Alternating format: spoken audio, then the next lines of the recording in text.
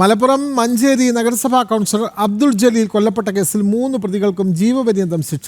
Manjeri 3ാം additional sessions കോടതിയാണ് ജീവപര്യന്തം ശിക്ഷയും 1 ലക്ഷം രൂപ പിഴയും വിധിച്ചത്. 2022 മാർച്ച് മാസത്തിലാണ് പാലക്കാട് നിന്നും മഞ്ചേരിയിലേക്ക് കാറിൽ വരികയായിരുന്ന അബ്ദുൾ ജലീലിനെ വാക്ക് തർക്കത്തെ തുടർന്ന് വഴിമധ്യേ പ്രതികൾ കൊലപ്പെടുത്തിയത്.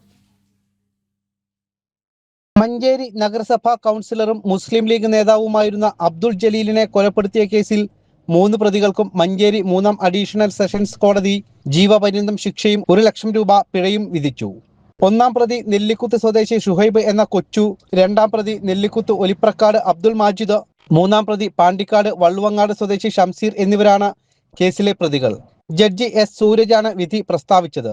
നീതിന്യായ വ്യവസ്ഥയോട് യാതൊരു ബഹുമാനവും ഇല്ലാത്ത, യാതൊരു അനുകമ്പയും കാണിക്കാത്ത 3 പ്രതികൾ വളരെ നിഷ്ഠൂരമായിട്ടാണ് കേസിലെ ഉൾപ്പെട്ട അബ്ദുൾ ജലീൽ എന്ന കുഞ്ഞാൻ എന്നവരെ, അന്ന് കൗൺസിലറായിരുന്ന അദ്ദേഹത്തെ കല്ല് ഉപയോഗിച്ച് അടിച്ച് കൊല ചെയ്തു. 3 പ്രതികളെയും കുറ്റക്കാരാണെന്ന് കണ്ട് കോടതി പരമാവധി ശിക്ഷ കൊടുത്തിട്ടുണ്ട്.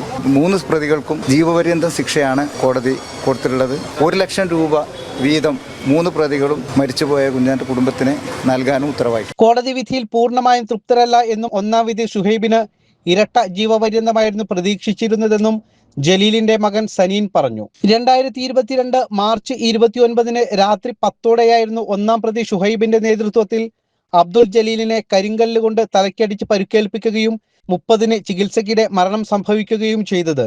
വിധി പറയാൻ നിശ്ചയിച്ച കഴിഞ്ഞ വ്യാഴാഴ്ച 1ാം പ്രതി ഷുഹൈബ് മുങ്ങിയതിനെ തുടർന്ന് വിധി പറയുന്നത് മാറ്റിവെച്ചു. തുടർന്ന് പോലീസ് പ്രതിയെ ഞായറാഴ്ചയാണ് അറസ്റ്റ് ചെയ്തത്. ജനം, മലപ്പുറം.